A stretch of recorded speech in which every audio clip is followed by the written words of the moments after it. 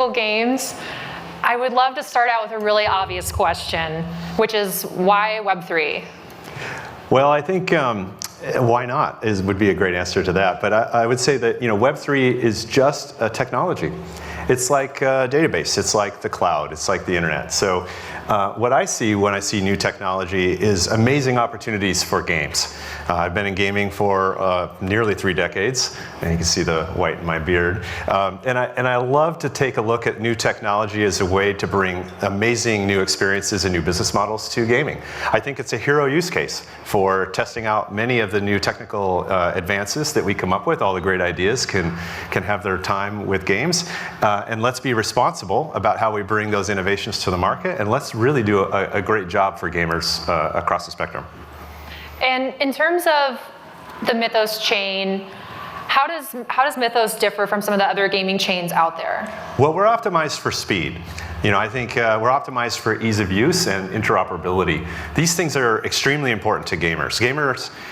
The way we look at the world is, we're a game company, we're a platform.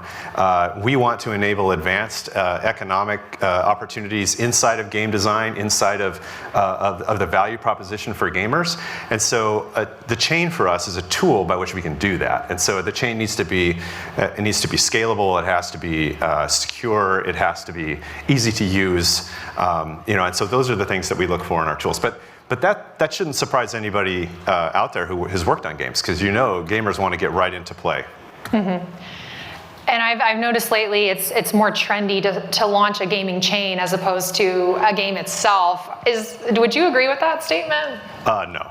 Absolutely not. I'm here to make games. We're here to bring games to the market. We're here to make some exciting experiences.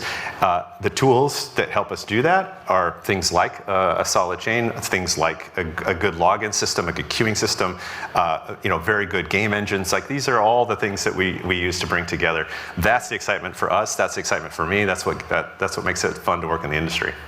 Yeah, and I'd love to chat about some of the specific Mythical games that have come out in the past, and what that's been like, the lessons that maybe you've learned from launching those games, like NFL Rivals, Nitro Nation, titles like that.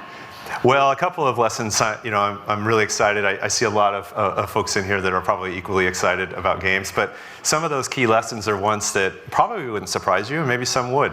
I think, for us, it's been very obvious that advanced economy models that are built into games like NFL Rivals, like we're producing for FIFA Rivals and Pudgy Party that's coming out soon, are built on this notion, this lesson learned that we can really change the industry by focusing less on a consumption-based AAA experience development that can take 5 years and $100 million, and move into something that's much more consumer durable based. So just putting on my economics nerd hat for a second, shifting from purely consumption to consumer durable adds value to the play experience. It encourages additional monetization. It encourages retention. There's a lot of benefits that we've seen, and this is proven. This has been proven for literally decades. When you look at MMOs and you look at trading card games, for example, like, these games are designed around the notion that people love to play and to earn their items. They love the achievement of it, and that has some durable experience for them. But in the traditional model, once they're done playing, they just sort of walk away. There's nothing left for them. But by bringing these tools, by leveraging Web3 technologies, we can do more with that. We can unlock user-generated content business models. We can unlock community-based, community-driven features that allow these assets, these experiences, these things that they've earned in their progression to be much more valuable, much more powerful over longer periods of time. And that's a really good experience for gamers. We can sort of kill the gym membership model that I think a lot of games currently operate on. Mm-hmm. How do you decide whether a game is a mobile game or a PC desktop game? I think for us, we have done a PC game. We did Blankos, Block Party. That was our first game, largely because the mobile platforms were not ready for us. Like, we had some pretty advanced opportunities, some pretty exciting ideas, and they weren't ready for us yet. PC definitely has a future. Obviously, I myself am much more of a PC gamer myself still, although we were talking backstage, my Twitch is a lot lower than it used to be. But I definitely think that there's room room for us to grow gaming across all these platforms. However, Mythical has decided to go down the route now of developing mobile titles, mainly due to the accessibility aspect of it. There's a lot of interesting things that we can do with games that make it extremely open. So we can build a great game experience and put it in front of the maximum number of people, make that game experience seamless. We don't even we don't use blockchain jargon or we don't talk about wallets or KYC or anything like that. What we do is bring great gameplay that's built for that device, that's built for that type of an audience, and then we introduce these concepts through the design itself. And that has been a good success for me. It's something we certainly learned from NFL Rivals, and we're going to take it out in a much bigger way with FIFA Rivals and Pudgy Party coming up soon.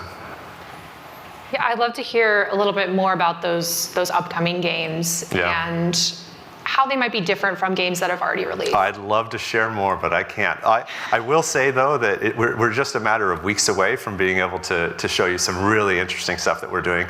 Both games, Pudgy Party and FIFA Rivals, are very different games, built for very different audiences. Obviously, FIFA is going to capitalize on the worldwide romance with soccer and with football around the world. We're excited about that because the potential is huge. I mean, the audience is huge. And we're very excited to bring a game to the market that soccer players are going to love. And it will be an expression of their love for their game in a way that no one's ever seen before. It'll have this accessibility. It'll have this sort of open experience where people can jump right in and start playing, but it will have strategic depth. Something we learned from NFL is that you can open the door, be a very welcoming game, and then provide that strategic depth, which will help you with your retention and create brand new statistics that we've seen from monetization that we're going to try to unlock some more. Pudgy Party, as the name implies, is going to be a lot of fun. It's going to be quite a fun game. I've got a couple of builds right here on this phone, which no one can have, but I will let you know that I'm pretty excited about that game in particular. Cool. And I think something as well, besides the obvious, a purpose-built Web3 game, that something is built from the ground up with crypto in mind, with NFTs in mind, with maybe multiple tokens in mind. There's also the angle of seeing ways that we can actually reward players for Web2 games, or give Web2 players in Web2 games the ability to trade items or accounts or things like that. And I know D-Market has been something that a lot of people have traded, CSGO skins, things like that. How do you see the future of that space? Yeah, I mean, I think that our D-Market business has proven that there is absolutely an appetite for being able to buy and sell vanity items in games. I think that the trading card game space, for decades has proven that you can have different versions of a particular card, but you can certainly collect the ones that provide you with the greatest expression of your love for that game. There's a lot of that built into our game designs for sure, but we also want to make sure that when we build these types of assets for these games, that they're based on rewarding participation. They're based on community engagement. They're based on sort of you expressing your enjoyment of this game in a way that enhances that experience for others. And so the types of items that we put into our game design, they bolster that. They bolster that flywheel, because we do think that's part of the wonderful next evolution of gaming, which will be community based. It'll be driven by value of the items that you are earning while you're enjoying this game. So less on the play to win side or pay to win side. We're not nearly as interested in that piece. We think that by stop calling people Web 2 gamers and Web 3 gamers, you sort of just call them gamers. And what we do is we introduce these types of advanced opportunities for people to have more fun, and that's going to stick. And lately, I think there's been more debate. At least a few years ago, a lot of folks were like, okay, we're going to try to bring in the Fortnite gamers, the Call of Duty gamers, and try to convert them and pull them out of this other game that they have maybe thousands of hours in. I'm like a big player of Apex Legends, for example. I have over 1,000 hours on that game, mostly competitive, highly stressful ranked games that I find fun. Is the space still trying to pull those kinds of gamers out and toward Web3 gaming? Is that the goal? I don't think so. I think I like to say this a lot. I think when I talk about gaming, I always have a smile on my face because I just think the size of the pie could be so much bigger. I mean, I truly believe that gaming is a hero use case for interactive entertainment around the world. And so, do I want to steal someone else's lunch? Am I trying to convert someone else's play? Absolutely not. Like, I myself, as a lifelong gamer, I'm definitely not as devoted as I used to be because I've got kids, I've got family, I've got a job. But I will say I have played hundreds of games, and I've enjoyed almost all of them, and I think that there's room for us to continue to grow people's use and enjoyment of games over a longer period of time. And the way to win gamers is to make great games. Let's do that. And let's use technology. Let's share what we're learning, and let's make sure that we don't put inconvenient technology in front of users. Instead, let's think about what would be great as a gamer and how am I going to use technology to make that even better. And what kind of budget range do you think is the most positioned to succeed in terms of a game these days? Do you think it would be more closer to the indie side? Do you think it would be closer to maybe what we would consider to be AA? That's a great question. And I definitely I'm of two minds of this. Obviously, I think there is still room for the AAA massive game experience. I mean, I've worked on some of those games. I've worked at companies that deliver some of the world's biggest games on that kind of a schedule. And I will say that in the industry, we've heard a lot about how hard it is to make one of those games hit, and and how much money it takes, and how much execution risk is built into that large experience. We've also seen how amazing small teams of 1 or 2 people in a garage can make one of the best Roblox experiences in the world. And so I definitely think we're at a point where we live in a world of and. We live in a world of like these experiences that we see inside of these user-generated content walled gardens are extremely powerful, and frankly, as a businessman, like that's a very, very strong, compelling case that a business can be made with, in a brand new model that doesn't require $150 million in 5 years to develop. On the flip side of that, some of the best games in the world have endured for decades, and they follow that model. So I do think we live in that world of and. I'm excited about that world of and. I think in gaming, we've seen that play out over many times when people maybe 15 years ago would say, oh, we're still in the console wars. The consoles are going to beat the PCs, and the PCs are going to beat the console, whatever. And then mobile comes around, and everybody's worried, that those platforms are going to go. And then what actually happened? We live in a world of and.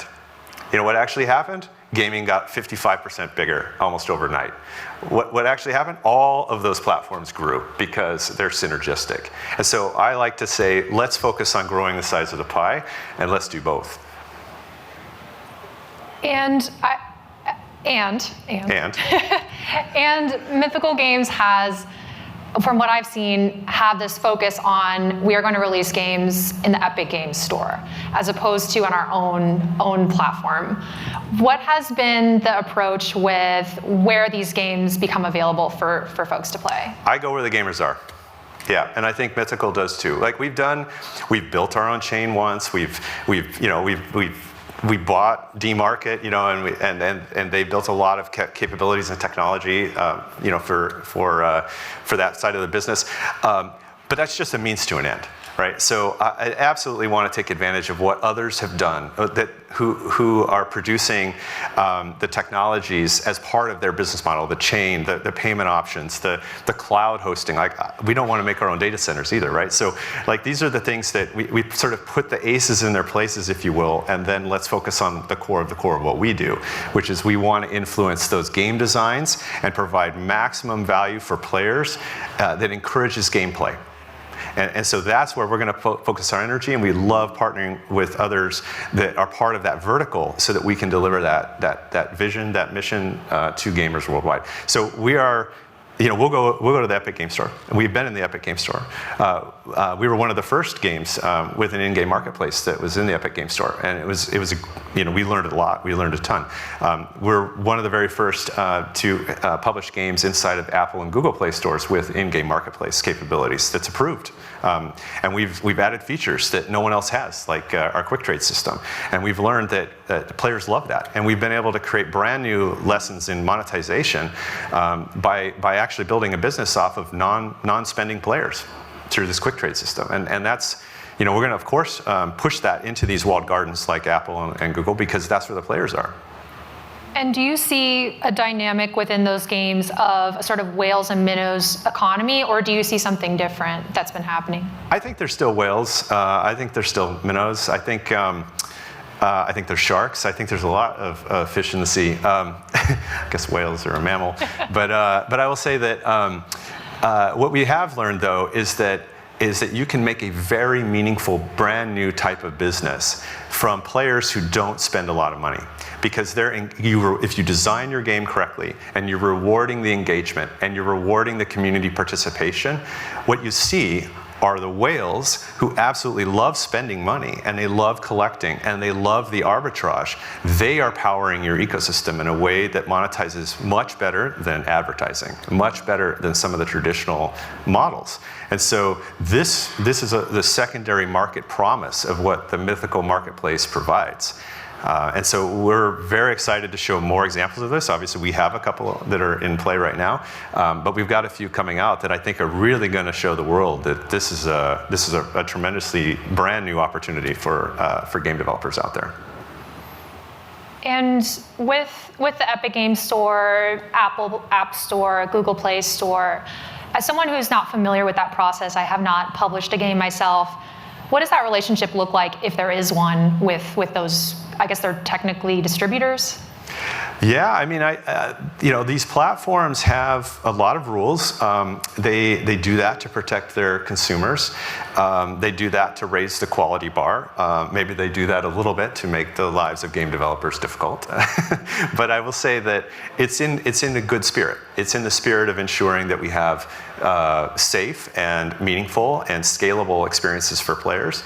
And so working very closely with those app stores has been critical for us to be able to bring brand new experiences that are powered by new technologies like Web3, like others, like AI, that allow us to show them very concretely, not just tell them, but show them that these experiences are safe and they are conducive and they are very lucrative for them as well as for us, because they improve the player experience.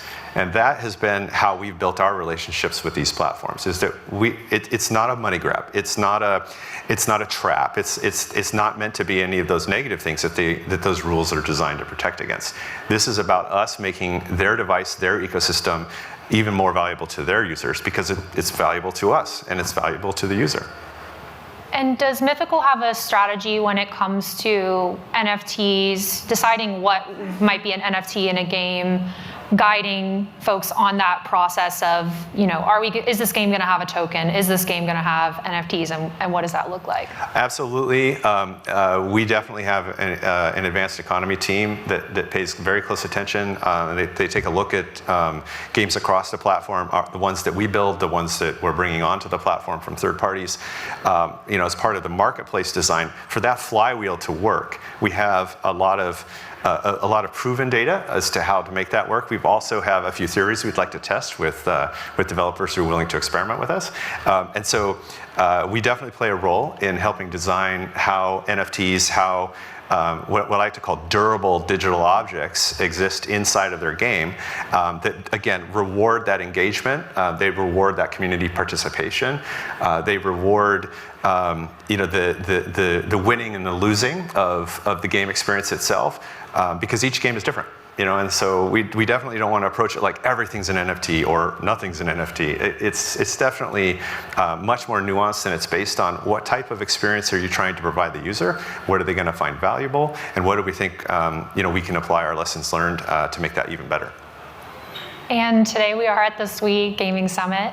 What are your thoughts on what SWE's doing in the space? I think it's great. Like I said before, I love to see how the rest of the industry is investing in sort of what I believe in my heart as to where we're going to be taking gaming in its next evolution. I think we're very close.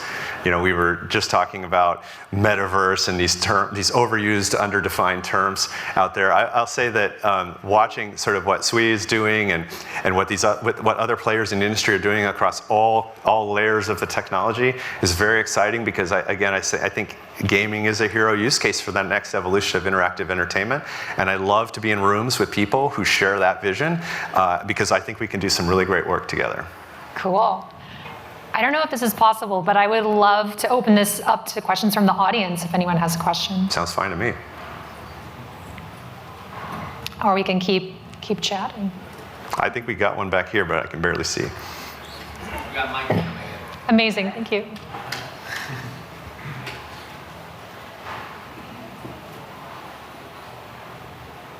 Hey, Arron, thank you so much for your thoughtful comments on gaming the space. One of the things I keep going back to is I try to think about both the use case as well as the pros and cons for game developers like yourself in integrating blockchains or technology into their games, right? You get some pros in terms of monetization, you get some pros in terms of incentivization and growth.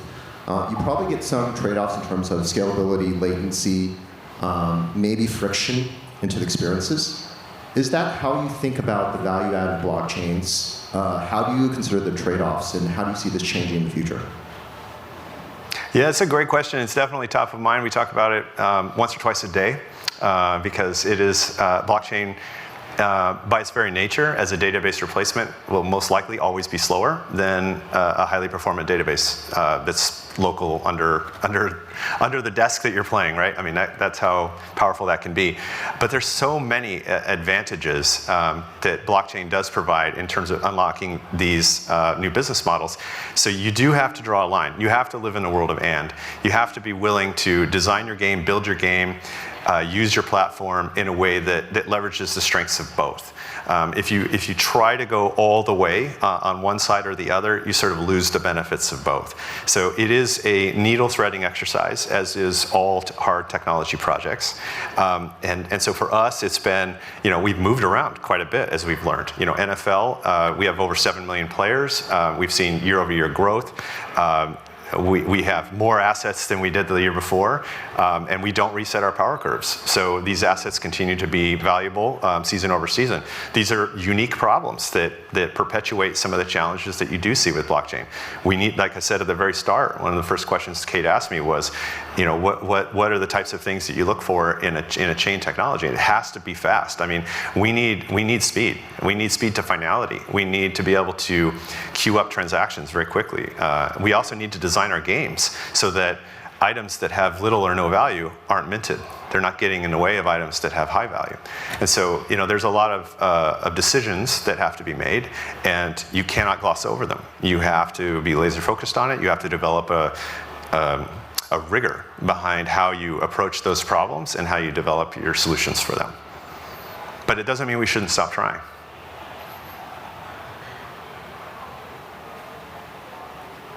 Hey, so I think you've done the best job of anyone within this blockchain game space in terms of... We're not done yet. Yeah. Totally. But I think you've done the best job in terms of getting the IP and creating games that are really compelling. But to be honest, blockchain games hasn't hit the mass market yet. So what do you think is holding us back for the potential? And just really want to get your thoughts on that. Like, where do we need to go in order to open this up, aside from getting a FIFA license, which, granted, it's a good license. Yeah, we're excited. The partnership with FIFA has already gotten off to a very, very good start. They're very good partners.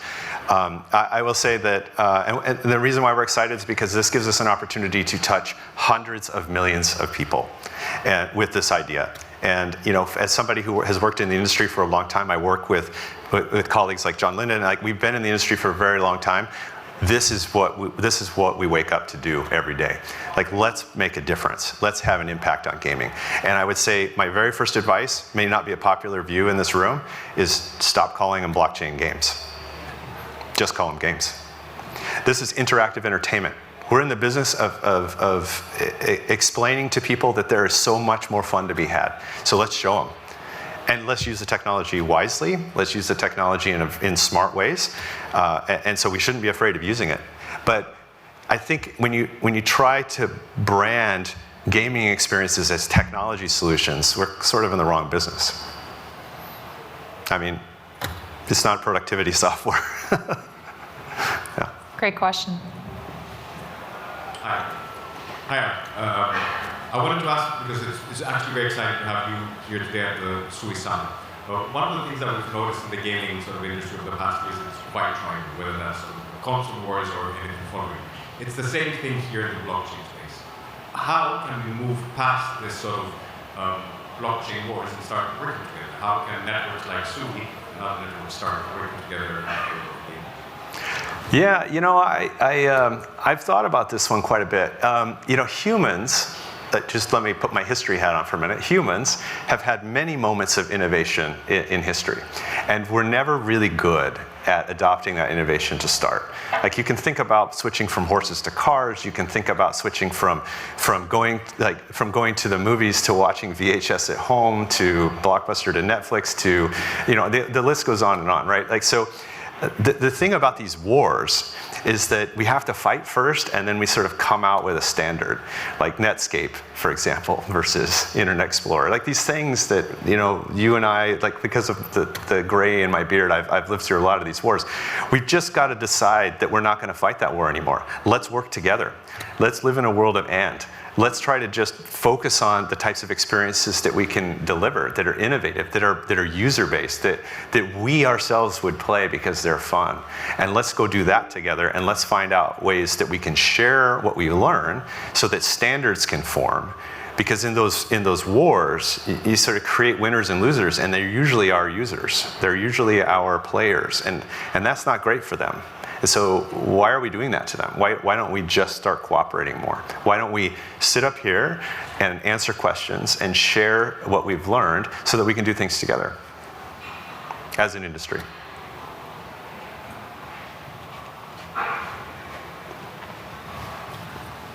So with the, why don't we just call them games instead of blockchain games? The other side of that I would take is that I think blockchain unlocks new things that aren't possible in traditional games that can be unlocked with blockchain games, which is similar to like an electric car versus a car. We call it an electric car because it is a description of what it does differently than a traditional car.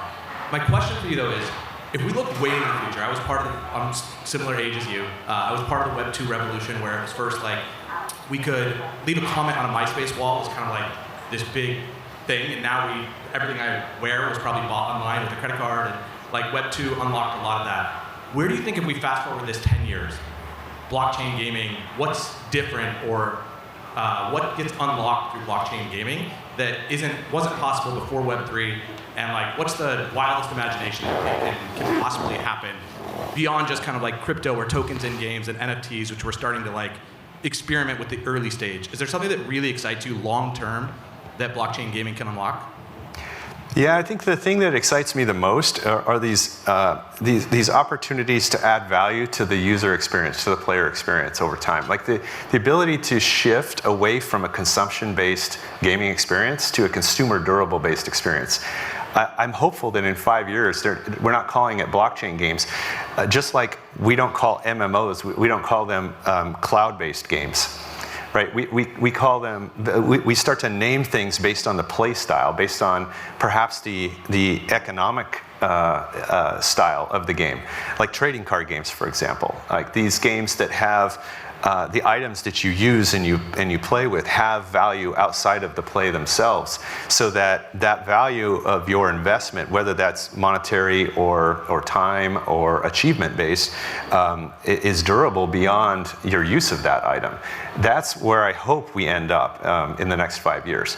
That's why I usually suggest we stop calling them blockchain games, because I think we should call them, I don't want to coin the phrase here because I'm sure I'll get a lot of comments about why that wouldn't be great, but some type of advanced usage of this stuff, because some of the vision of this next iteration of interactive entertainment in my mind is that these objects that were originally designed to be played on this game are verifiable by anyone, not just the people who have built that object or the people who've earned that object, but literally anyone. And so additional experiences and additional value can be added by anyone. So the user-generated community around any kind of game, the meta, now becomes a very viable business model in a way that has never been possible before. So perhaps that's what we call it, a meta game. Well, thank you, Arron, so much. I think that's the end of our opening keynote. I really appreciate all your thoughts. Thanks for having me. Thanks, everyone, for the great questions. Thank you.